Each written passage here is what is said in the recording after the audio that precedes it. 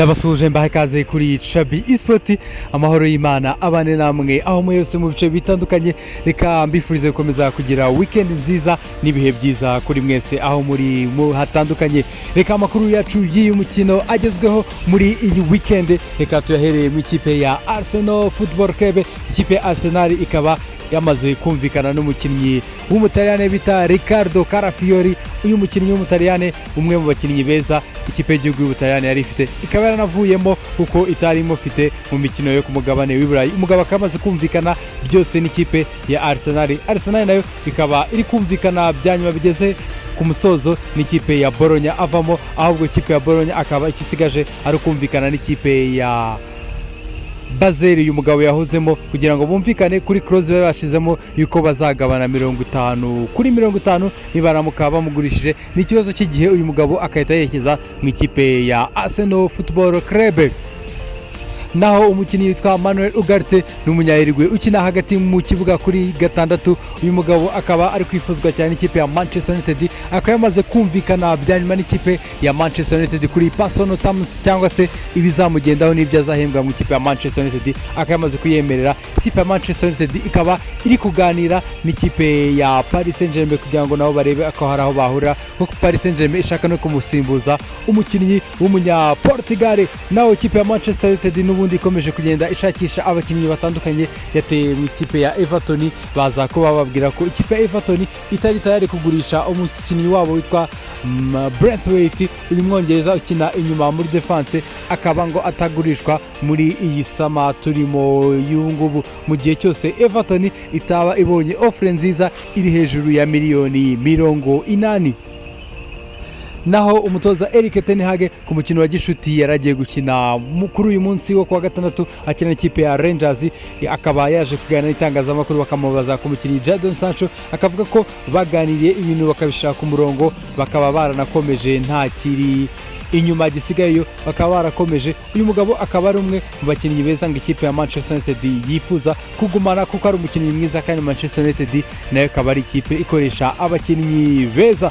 Naho umukinnyi Reni Yoro werutse kugurwa n'ikipe ya Manchester United, akaba yamaze guhabwa nimero 15 yambarwaga na Nemanja Vidic. Uyu mugabo akaba ari mu bakinnyi bari bubanze mu kibuga ubwo ikipe ya Manchester United yakinaga n'ikipe ya Rangers yo muri Scotland. Uyu mukinnyi Reni Yoro akaba ari umwe mu bakinnyi bashya baje bakahita bakora imyitozo ndetse bagatangira no gukina mu ikipe ya Manchester United. Naho ikipe ya Bayern Munich ikomeje kuryama ku mukinnyi wayo uyu mugabo bita Mateja Delight mu defenseur.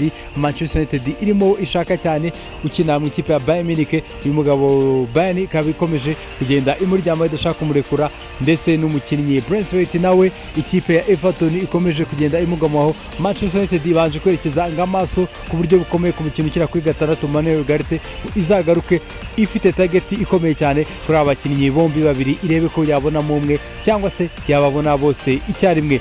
Abakinnyi babanjemo uyu munsi Manchester United ikina n'ikipe ya Rangers yo muri Scotland.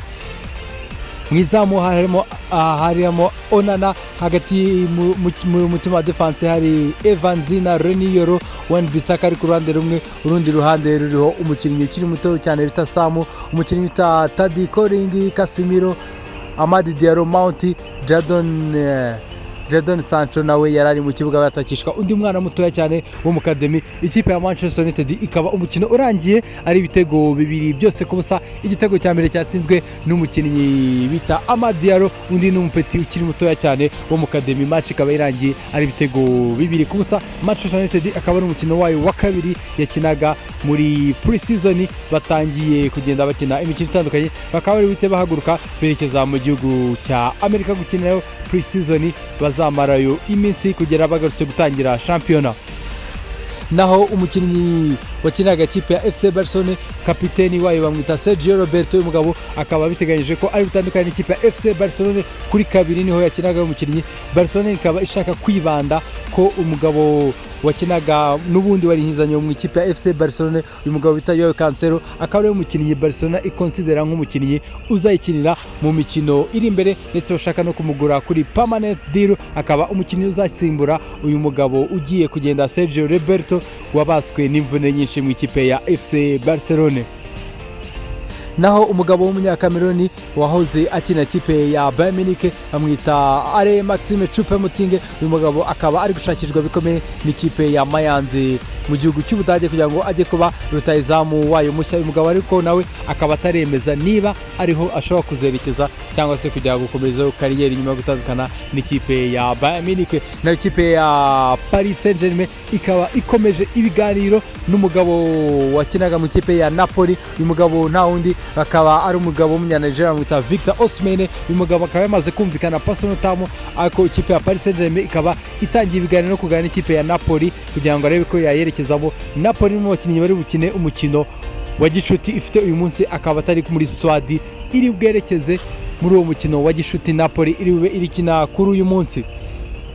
ikipe ya Paris Saint-Germain tukirimo kandi ikipe ya Paris Saint-Germain ikomeje ibiganiro n'ikipe ya Benfica. umugabo ishaka umugabo ukina mu ikipe ya Benfica hagati mu kibuga. uyu mugabo nta wundi ukina hagati mu kibuga mu ikipe bakaba bamwita Joao Neves, n'umunyaportugal ukina hagati mu kibuga bashaka gusimbuza Manuel Ugarte ushobora kwerekeza mu ikipe ya Manchester United. ariko umugabo uyobora wita Rui Costa, perezida w'ikipe ya Benfica, akaba yavuze ko uyu mugabo batazamurekura munsi ya miliyoni 120 zose, bakavuga ko ariko gaciro uyu mukinnyi ukina hagati mu kibuga afite. naho umukinnyi ukina n'ubundi mu ikipe ya Benfica tukirimo bakaba bamwita Angel Di Maria, weretse gusezera mu ikipe y'igihugu amaze gutwara igikombe cya Copa America na Argentine. uyu mugabo akaba yamaze gutangaza ko azakomezanya n'ikipe ya Benfica, nayo ikaba yemeye kumuha amasezerano y'umwaka umwe akina mu ikipe ya Benfica Lisbonne yo mu gihugu cya Portugal.